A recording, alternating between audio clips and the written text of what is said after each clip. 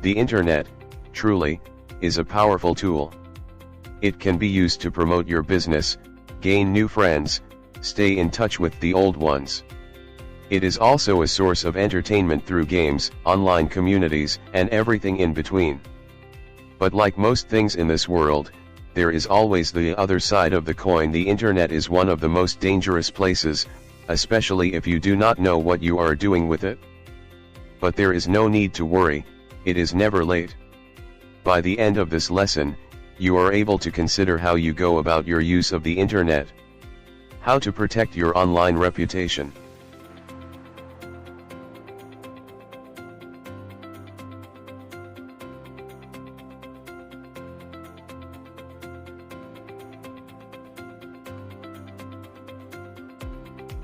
How to protect your online reputation. According to Ryan Erskine, we live in a search-happy world. If you've spoken to a client recently, networked, or went in for an interview, you should absolutely assume you're being Googled. Somewhere, someone is typing your name into that search box and making a judgment based on what they find. Tips to stay safe online. Be mindful of what you share online and what site you share it to. Do not just accept terms and conditions. Read it. Check out the privacy policy page of a website to learn how the website handles the information you share. Know the security features of the social networking site you use. By keeping your profile private, search engines will not be able to scan your profile. Do not share your password with anyone. Avoid logging into public networks/Wi-Fi. Browsing in incognito or private mode, a feature of the browser, will not protect you from hackers. Do not talk to the strangers, whether online face-to-face. Never post anything about a future vacation. It is similar to posting, "Rob my house at this date." Add friends you know in real life. Avoid visiting untrusted websites. Install and update an antivirus software on your computer. Use only one antivirus software to avoid conflicts. If you have a Wi-Fi at home, make it private network by adding a password.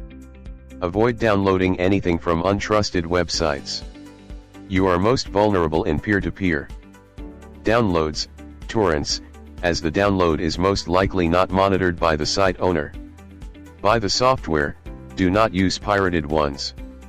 Do not reply or click links from suspicious emails.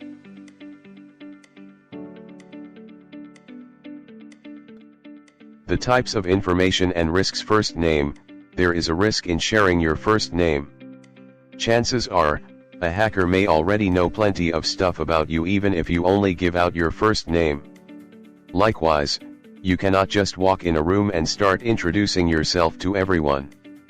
You do not know whom you can come across with. 2. Last name. If sharing your first name is small risk, having both your first and last is more risky. You will be vulnerable to being searched for using search engines, which include image search. Matching a name with a face is a modus to several cybercrimes like identity theft. 3. Middle name. Sharing your middle name alone is probably not the most risky of these shared information, but sharing your full name would be. 4. Current and previous school. Most people who steal identities study their subject. They can use this information for verification purposes. 5. Your cell phone number. Your cell phone number should never be posted over the internet. The internet is a public place. It is the same as posting your number on a billboard. You would not want random strangers to text or call you, or worse, pretend that they are someone you lose your password. 6. Name of father and mother. Risky, yet not as risky as posting their full names, especially your mother's maiden name. In fact, you may have already encountered many websites that require your mother's maiden name as answer to a secret question whenever you lose your password. 7. Name of your siblings. Disclosing this is a huge risk. Strangers may pretend or use their identity to dupe you. 8. Your address. Hopefully, you answered not shared to this one. Giving the internet your number is one thing, giving them your address is a whole other level. It would be much easier for criminal to find you. 9.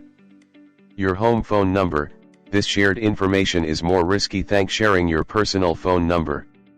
Scams usually use this information to deceive you, one of which is when a stranger pretends to know your parents or pretend to be you. 10. Your birthday. Letting people know your birthday is probably a must if you want to get as many gifts as possible. But having it in your profile makes you vulnerable to identity theft. Tools for monitoring your online reputation. Clean up your current situation. Each person's online presence is unique and you can't improve what you don't know. Google yourself and see what comes up in the first few pages. If there is negative or irrelevant content showing up that you control, weekend party pictures, old websites, etc., then what are you waiting for? Go ahead and delete those now. Registering your name as a domain. Registering a website with your name in the domain, like RyanErskine.com, is one of the strongest forms of online insurance. You'll prevent other people from taking this valuable piece of real estate away from you or using it against you in the future. But don't stop there. Build out your website as a central hub of information about you, including your experience, blog content, relevant press, awards, and honors. Ways to strengthen your online reputation. Secure your name across all social platforms. A website is great, but it only populates one position in your search results, or 2 to 3 if your site links are ranking. You'll need 10 properties ranking to take control of the narrative.